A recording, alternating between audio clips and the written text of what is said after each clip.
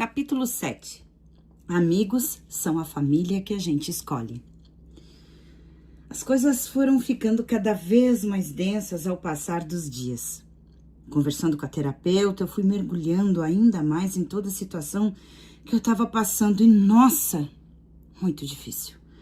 As relações estavam estremecidas a ponto de meus pais se separarem após um casamento de 31 anos. Minha mãe foi morar com a minha irmã em outra cidade. Meu pai foi morar com a vizinha da casa da frente e pediu que em 15 dias eu pegasse minhas coisas, meu filho de 8 anos e fosse arrumar um lugar para morar. Às vezes eu penso como foi difícil e eu não sei como eu consegui. Em nenhum momento eu tive uma readaptação ou fui preparada para aposentadoria, por exemplo, por invalidez. Nesse período de 10 meses após o meu acidente, eu fui aposentada por invalidez e a partir do momento que informei a seguradora da minha aposentadoria, cessaram todas as ajudas com medicações, consultas, fisioterapias e inclusive com a psicóloga. Infelizmente eu teria que judicializar para que eu tivesse meus direitos garantidos. Com a separação dos meus pais, busquei um novo destino. Fui morar na cidade de Lages, Santa Catarina, onde morava minha irmã mais nova. Passei de uma hora para outra de paciente a pessoa que cuidava de sua própria recuperação. Eu tinha uma geladeira, um fogão, nossas camas e alguns utensílios domésticos, mas muita vontade e necessidade de recomeçar. Ganhei uma máquina de lavar roupa da psicóloga, pois eu não tinha uma. Peguei as poucas coisas que eu tinha e fui morar sozinha com meu filho de 8 anos.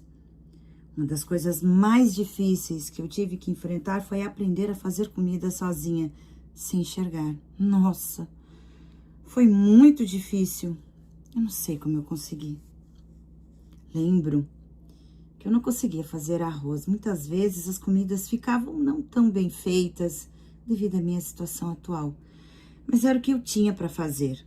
O que nos salvou foi a máquina de pão, sabe? Eu colocava os ingredientes com a ajuda do meu filho. Estando numa cidade diferente, ninguém me conhecia, ninguém sabia a minha história, o que tornou as coisas mais complicadas.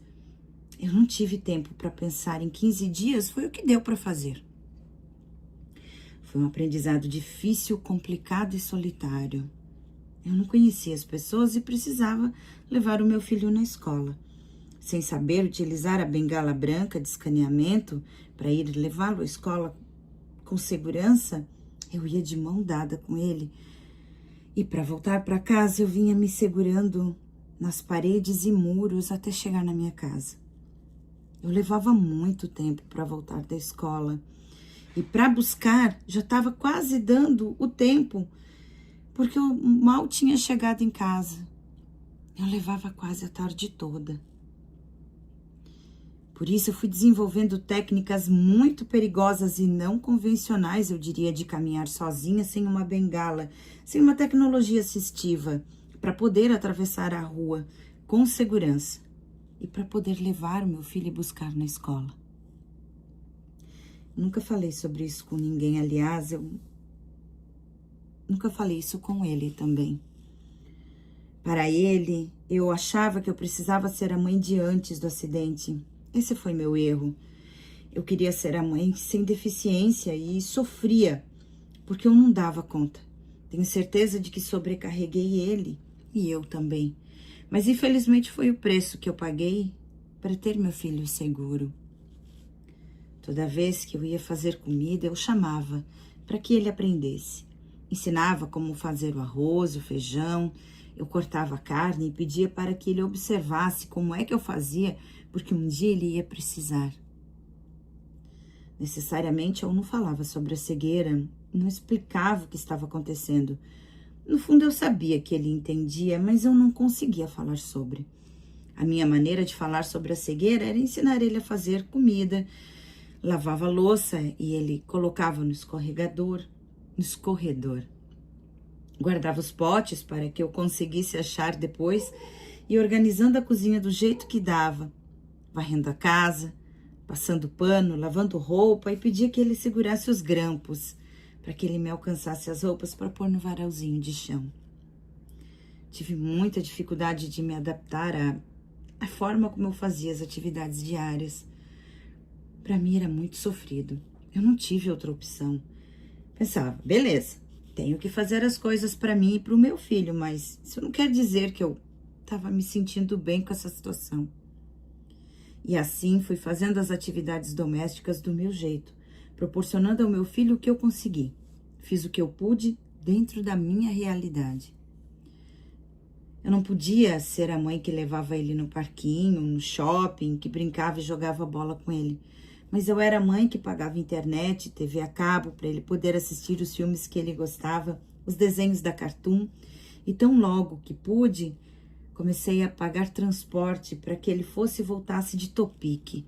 Ele iria mais seguro, seria melhor para ele e para mim. Não tinha condição emocional de lidar com todos esses acontecimentos. Eu estava sozinha, sem amparo emocional e também sem apoio da empresa com que eu me acidentei. Foram inúmeras situações que precisei enfrentar sem ajuda financeira. Eu passei muitas dificuldades e meu filho passou comigo. Teve um dia, sabe, que eu escorreguei numa ladeira porque estava chovendo. Eu abri o meu joelho, fez um corte que provavelmente levaria uns 4 pontos. Não consegui caminhar por uns 15 dias. Fui caminhando até o postinho, sabe? O posto de saúde do nosso bairro. Eles fizeram curativos e me aconselharam a cuidar. E assim que possível, que eu procurasse ajuda para fazer aula de orientação e mobilidade. Então eu recordei do que havia acontecido com meu pai, sabe? Dele não pedir ajuda, de não conseguir pedir ajuda e de proibir a gente também. Eu precisava de ajuda. Eu precisava ir num lugar onde eu pudesse buscar orientação e mobilidade. Decidi que eu iria retomar o rumo da minha vida. Mas a vontade passava, era mais forte que eu não conseguia, eu ficava imobilizada.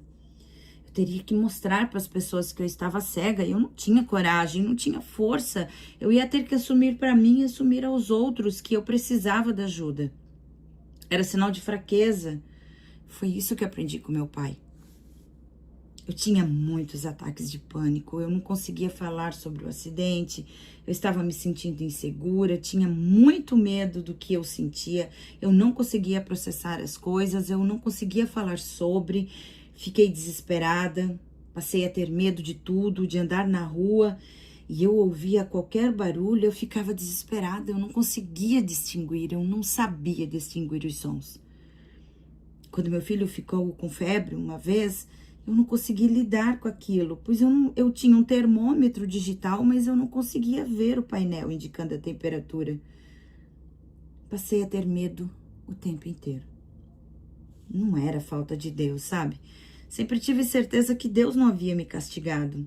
Era falta de acessibilidade, de dinheiro para poder me tratar de forma digna.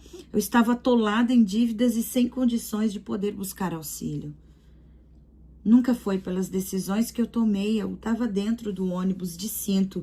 Eu só queria chegar em casa com saúde. Aliás, todos os envolvidos no acidente, acredito que tinham a mesma ideia.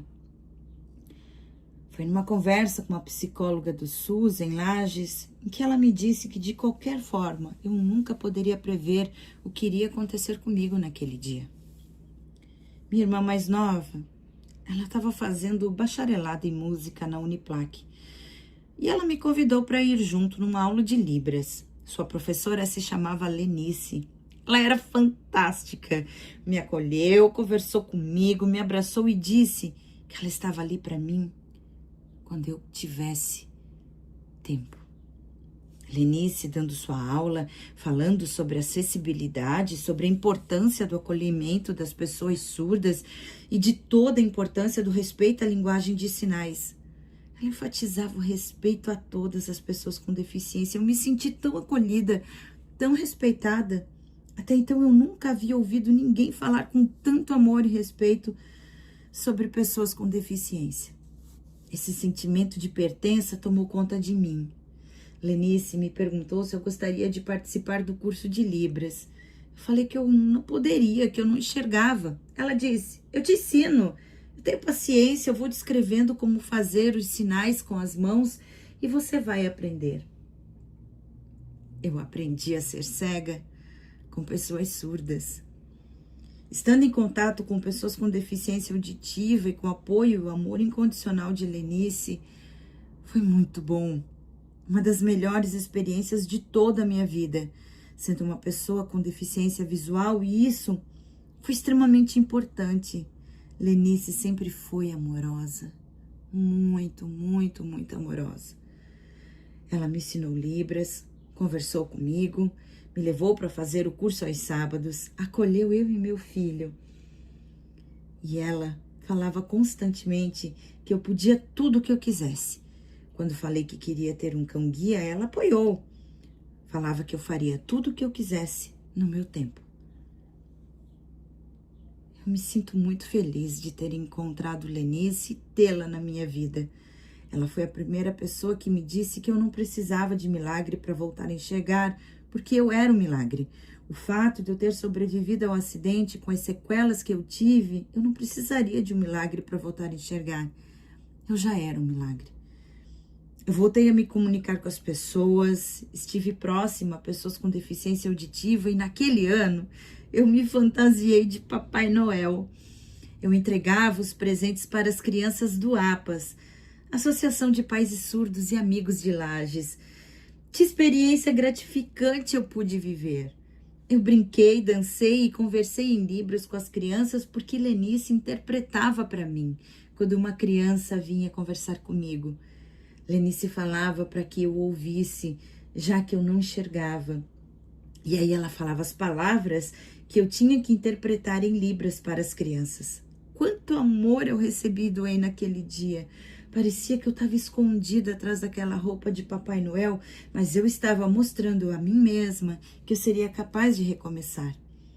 Com Lenice, aprendi a receber amor, principalmente a sentir que eu era uma pessoa que poderia dar amor novamente. Uma das coisas principais que ela me ensinou é que tudo tem seu tempo e que as coisas acontecem. Pessoa de fé inabalável. Lenice me mostrou que pessoas com deficiência podem e conseguem fazer tudo no seu tempo, adaptando e fazendo o que conseguem. Que saudade. Muitas foram as conversas, motivações, e posso afirmar que foi através da sua força de vontade, do seu carinho e afeto, que eu decidi voltar para Blumenau, para reiniciar da onde eu tinha parado, sabe, da época do acidente, e ir buscar o meu cão-guia. Eu voltei a sentir novamente vontade de estar com as pessoas, de buscar novos horizontes, de revisitar as minhas origens e de buscar dentro do mais profundo do meu ser aquilo que eu sempre quis. Ao ouvir falar de acessibilidade, da sua importância e dos direitos das pessoas com deficiência e da necessidade de levar essas informações para todas as pessoas com deficiência, incluindo a mim, eu estava pronta para o próximo passo. Lenice, que iniciara no mestrado, me contagiou com sua energia e vontade de viver e de ensinar. Eu também quis voltar a estudar. Foram muitas e muitas horas de conversa. Eu havia dito a ela que eu tinha vontade de ter um cão guia e ela me disse: estarei torcendo por você, aplaudindo de pé no dia que você receber o seu cão. Não tenho dúvidas que você vai conseguir e você terá histórias lindas para contar e viver. Foi assim aos poucos, com a ajuda importante de Lenice, que eu fui reaprendendo com as pessoas, retomando a convivência, ser e estar no mundo que agora me pertence, o mundo das pessoas com deficiência. Em Lages eu conheci Carmen também, pessoa extremamente amorosa, amiga, uma grande vizinha, uma pessoa que se tornou grande confidente, me ajudou muitas e muitas vezes, me ouviu, conversou. Passamos algumas tardes conversando por várias horas. Ela ouvia todas as histórias e foi fundamental no meu processo de reconstrução e reestruturação da minha vida. Às vezes, quando estamos imersos em um problema, a gente não consegue perceber o que está acontecendo.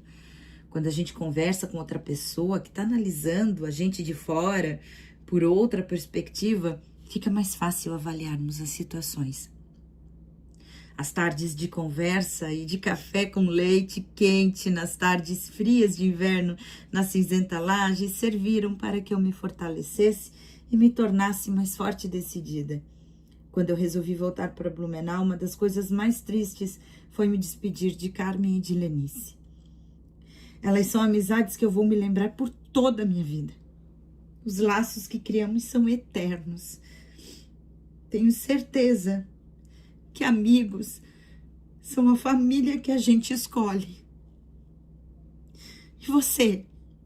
Tem saudade de quem ou de onde? O que mais faz seu coração bater mais forte?